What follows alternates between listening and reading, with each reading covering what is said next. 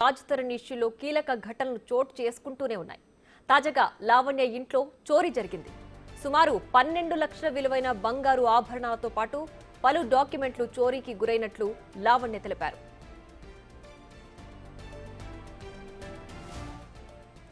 ఈ చోరీపై పలు అనుమానాలు వ్యక్తం చేశారు లావణ్య. రాజ్ తరుణ్, మాల్వి మల్హోత్రపైనే అనుమానం ఉన్నట్లు తెలిపారు. తాను జైలుకు వెళ్లక ముందు ఇంటి తాళం తన వద్దే ఉన్నట్లుగా తెలిపారు. తనకు ఎలాంటి ఆధారాలు లేకుండా తాళిబొట్టుతో సహా పలు ఆభరణాలు, డాక్యుమెంట్లు కూడా తీసుకుని వెళ్లినట్లు లావణ్య తెలిపారు.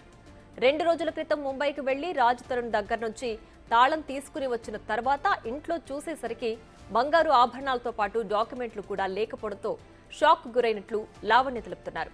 దీంతో నార్సింగి పోలీస్ స్టేషన్లో ఫిర్యాదు చేశారు లావణ్య.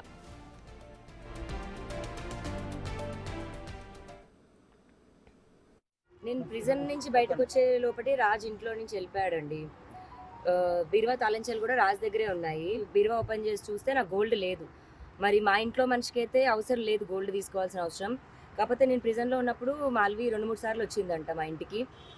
ఇంకా మాల్వి తీసిందనే ఉద్దేశంతో ఉంది. మరి అది రాజ్ తరుణ్ ప్రమేయం ఉండి జరిగిందా, రాజ్ తరుణ్కి తెలియకుండా జరిగిందా అన్నది మరి ఇప్పుడు పోలీసులు చెప్పాలి. నేనైతే కంప్లైంట్ ఇవ్వడానికి వచ్చాను. కీస్ లాక్ చేసే వెళ్ళానండి. రాజ్ తరుణ్ దగ్గర ఉన్నాయి. ఒక 10-12 lakhs గోల్డ్ అండి. నా మంగళసూత్రం, అదే పుస్తల తాడు కూడా ఉంది అందులో. అదే ఒక 4 తులాలు ఉంటుంది.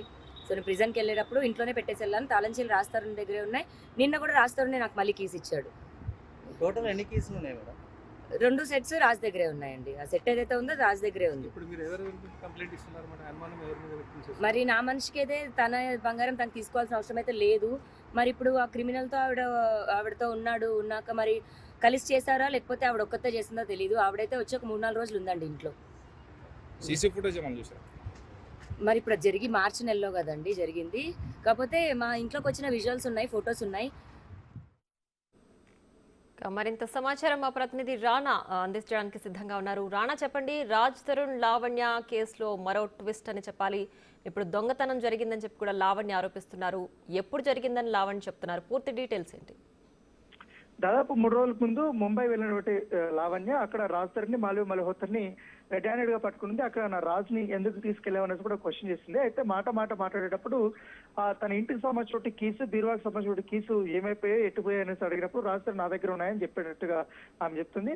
అక్కడి నుంచి తన బీరువా కీసు రాజ్ తరుణ్ లావణ్యకి ఇచ్చినట్టు, లావణ్య ఇటు హైదరాబాద్కి వచ్చిన తర్వాత దాంట్లో తనకు ఉన్నటువంటి ప్రాపర్టీకి సంబంధించినటువంటి డాక్యుమెంట్స్ కానీ, తర్వాత ఈ గోల్డ్ కి సంబంధించినటువంటి ఆర్నమెంట్స్ చాలా వరకు ఉన్నాయని, అవి ఓపెన్ చేసి చూస్తే ఒక్క ఆర్నమెంట్ కూడా లేకపోవడంతో ఆమెకి అనుమానం వచ్చి రాజ్ తరుణ్కి ఫోన్ చేస్తే ఫోన్ కూడా లిఫ్ట్ చేయలేదు. దీంతో ఖచ్చితంగా మాల్వి మల్హోత్రా గానీ రాజ్ తరుణ్ ఎవరో ఒకరిద్దరు తీసుంటారన్న ఉద్దేశంతో కంప్లైంట్ ఇవ్వడానికి ఆమె వచ్చినట్టుగా తెలుస్తుంది. అయితే నేను జైల్లో ఉన్నప్పుడు అప్పుడు దాదాపు 3-4 సార్లు మాల్వి మల్హోత్రా ఇటు రాజ్ తరుణ్ ఉన్నటువంటి రూమ్ కి వచ్చినట్టుగా, విల్లాలోకి వచ్చినట్టుగా, ఆమె ఆ రూమ్ లోకి వెళ్ళినట్టుగా దాంట్లో ఉంది. నేను అదే విషయంపై నేను అడిగినట్టుగా ఆమె చెప్పినప్పుడు పరిస్థితి. అయితే తనకు సంబంధించినటువంటి గోల్డ్ కానీ, డబ్బులు కానీ, లేకపోతే ఈ డాక్యుమెంట్స్ కానీ ఇవన్నీ ఏమీ లేకపోవడము, ఎవరో తీసుకోవడం, ఖచ్చితంగా మరొక వ్యక్తి వచ్చే అవకాశం లేదు. కీసు ఖచ్చితంగా రాజ్ తరుణ్ దగ్గర ఉంది కాబట్టి రాజ్ తరుణ్ కు ప్రమేయంతో లేకుండానే మాల్వి మల్హోత్రాని తీసుంటారు, లేకపోతే రాజ్ తరుణ్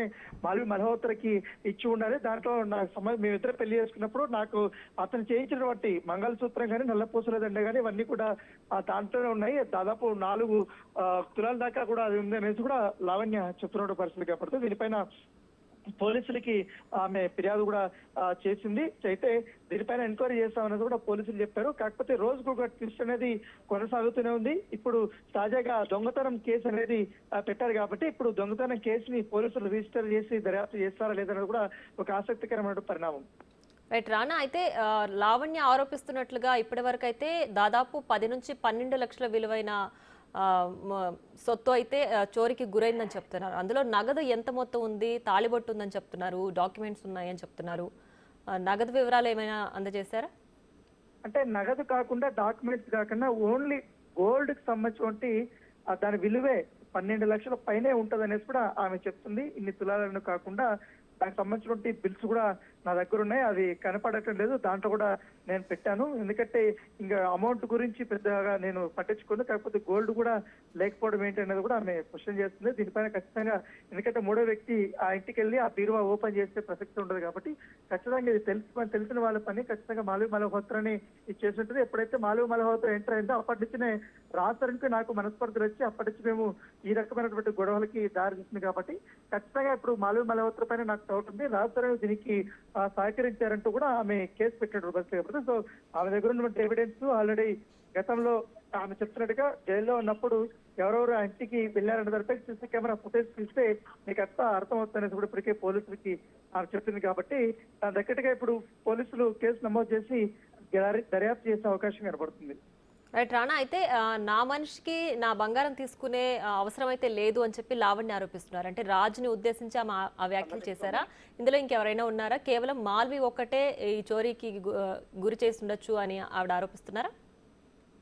అంటే లావణ్య చెప్తున్నటువంటి వర్షన్ ఏంటంటే మాల్వి మల్హోత్రా కావాలని రాజతరుణ్ దగ్గర ఉన్నటువంటి ప్రాపర్టీస్ ని డబ్బులు లాగేసుకోవడం కోసమే ఈ రకమైనటువంటి డ్రామాలు ఆడుతుంది. గతంలో కూడా యోగేష్ అనే వ్యక్తిని కూడా అతను ప్రొడ్యూసర్ గా ఉన్నప్పుడు అతన్ని పూర్తి స్థాయిలో రోడ్డు మీద తీసుకొచ్చేసి ఏకంగా అతన్ని జైలుకి పంపించేసింది. దాదాపు 4-5 సంవత్సరాలు అతను జైల్లో కూడా మగ్గిపోయాడు. అన్ని ఫాల్స్ కేసులు పెట్టి ఇప్పుడు కూడా రాజతరుణ్ దగ్గర అన్ని తీసుకొని రాజతరుణ్ అమ్మాయి నుంచి రావాలనుకుంటున్నప్పుడుగా కొన్ని కావాలని ఆమె బెదిరిస్తూ ఉంది రాజతరుణ్ సంబంధించిన అన్ని ఇప్పుడు మొత్తం మాల్వి మల్హోత్రా దగ్గర ఉంది.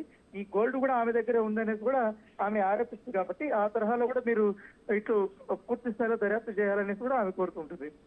రైట్ రాణా, అయితే రాజ్ తరుణ్ దగ్గర అంత అంటే డబ్బు కోసమే మాల్వి మల్హోత్రా రాజ్ తరుణ్ వద్దకు చేరుతుంది అని చెప్పడానికి రాజ్ తరుణ్ దగ్గర అంత ప్రాపర్టీస్ ఉన్నాయని చెప్తోందా, లేదంటే మాల్వి మల్హోత్రా అంత డబ్బు సంపాదించలేదని ఆరోపిస్తోందా?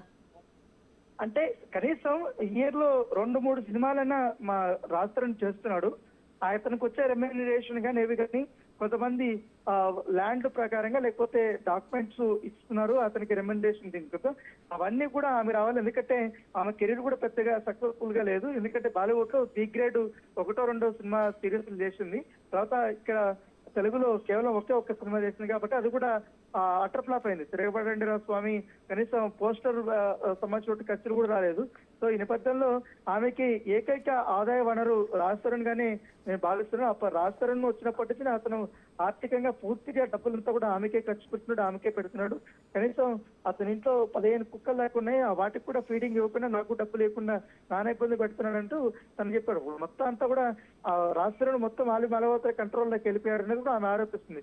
ఇప్పుడు నా పర్సనల్ సంబంధించిన గోల్డ్ కానీ ఈ డాక్యుమెంట్స్ కానీ ఇవన్నీ కూడా ఆమె తీసేస్తుంది అనేది కూడా ఆమె ఆరోపిస్తుంది. సో దీనిపైన పోలీసులు ఎట్లా దర్యాప్తు చేస్తారు, ఆమె దగ్గర ఉన్నటువంటి ఎవిడెన్స్ ఏంటి అనేది కూడా ఒకసారి చూసుకోవాల్సి ఉంటుంది. సో ఫైనల్ గా ఈ చోరీకి సంబంధించి ప్రధాన నిందితురాలు మాల్వి అనే లావణ్య ఆరోపిస్తుంది, అంతేనా? అంటే ఇద్దరిపైన ఆమె కేసు పెట్టాలనేసి డిసైడ్ అయింది.